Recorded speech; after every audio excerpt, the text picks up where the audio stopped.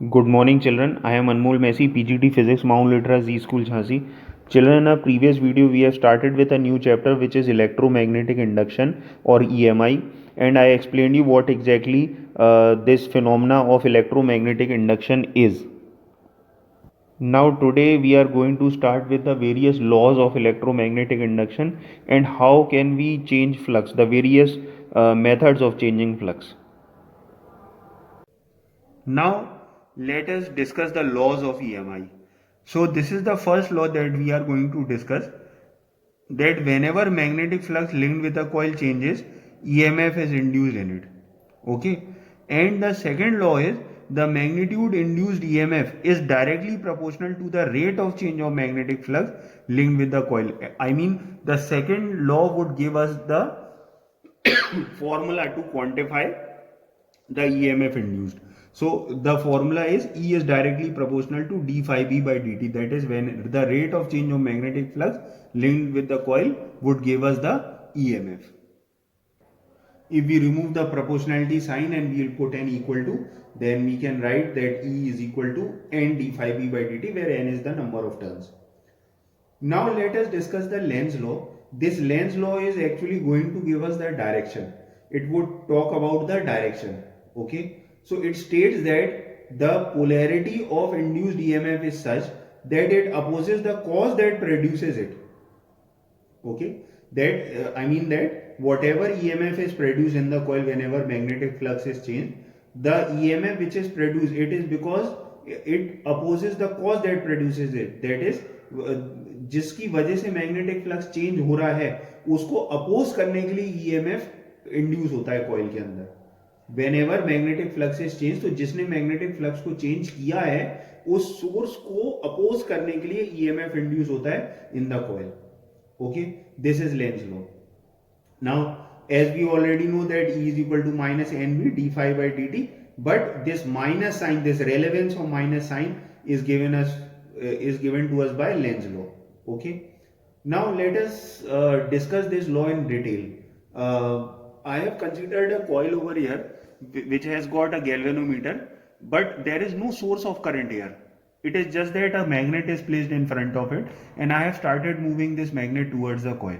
So technically if you see that there is no such source of current over here, so यहाँ galvanometer में deflection आना ही नहीं चाहिए, लेकिन डिफ्लेक्शन आएगा by the principle that whenever magnetic flux is changed, EMF would be induced in the coil. So whenever I would move this magnet towards the coil, magnetic flux linked with this coil due to this magnet would change and EMF would be induced in this coil. But at the same time, what would be the polarity? So if I am taking this magnet towards the coil, that is I am trying to take this north pole near to the coil.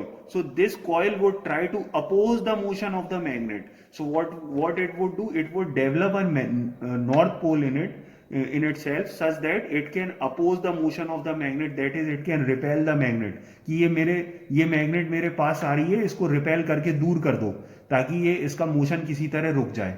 इसको cause को oppose करना है, source को oppose करना है जिसकी वजह से मैग्नेटिक फ्लक्स चेंज हो रहा है। So for that it would develop a north pole, and to develop a north pole it would induce anti-clockwise current in itself. So we can see that we have developed anti-clockwise current in this coil. That is, a north pole would be developed, north polarity would be developed, and this north pole would repel the magnetic field or repel the motion of the magnet, and it would try to stop this magnet. Okay. Now this is induced EMF by changing area of cross section. Now in a previous topic we have understood what is electromagnetic induction and how can we obtain induced EMF.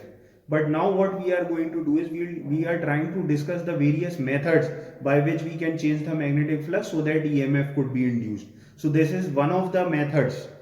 Okay, the first method that we are going to discuss is induced EMF by changing area. Okay, actually this is not the first method, this would be considered as the second method. First method is by changing the magnetic field. Okay, so the formula for phi is what? phi is BA cos theta. So by changing magnetic field, by changing area of cross section, and by changing the angle, we can change the magnetic flux. So the first factor that was the first method was to change the magnetic field. By changing magnetic field, magnetic flux could be changed. That we have already discussed in the Faraday's experiment. Now this is the second method that we are going to discuss, that is by changing area. So for that we have taken two rails. We have connected those rails with the help of a wire, and we have put a slider on it. This slider could be easily moved on the rail. So this circuit is complete. And this entire system is placed in magnetic field. This cross indicates that the magnetic field is inside. And it is placed perpendicular to the magnetic field. Now I have moved this slider for distance dx. So as we already know that phi is equal to BA. Instead of A, we can write what? L into dx, that is L is the length of the slider and dx is the distance that we have moved. So this L into dx is kept in place of A, and phi becomes BL dx.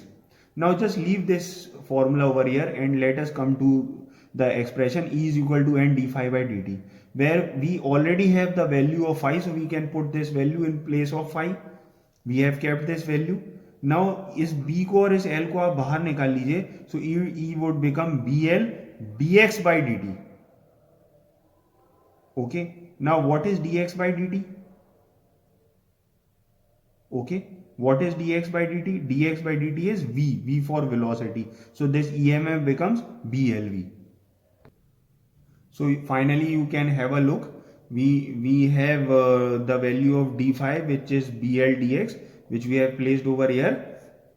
Okay, and then EMF is what? EMF is BL I have taken out, and dx by dt is V. So our final formula for EMF is BLV. Since there is velocity in the expression, therefore it is also known as motional EMF. Now this is the third method by which we can change the flux. So by changing theta, that is also known as rotational EMF. You will understand why it is known as rotational EMF once you will go through the topic. So I have taken a rod which is fixed from one end and it can rotate from the other end. Okay, and this entire system is placed in perpendicular magnetic field. You can see I have made cross over here. This magnetic field is going inside. So what is the expression for EMF? EMF is BLV, which we have already driven in the previous topic.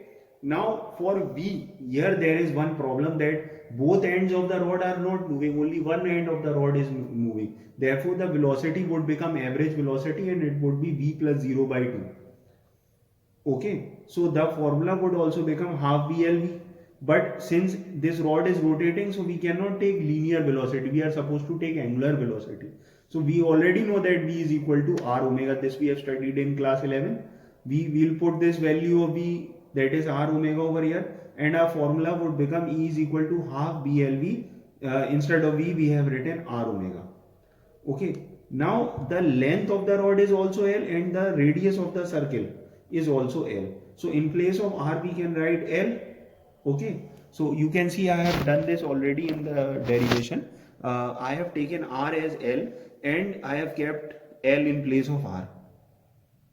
So our final formula would become, our final expression would be E is equal to half BL square omega.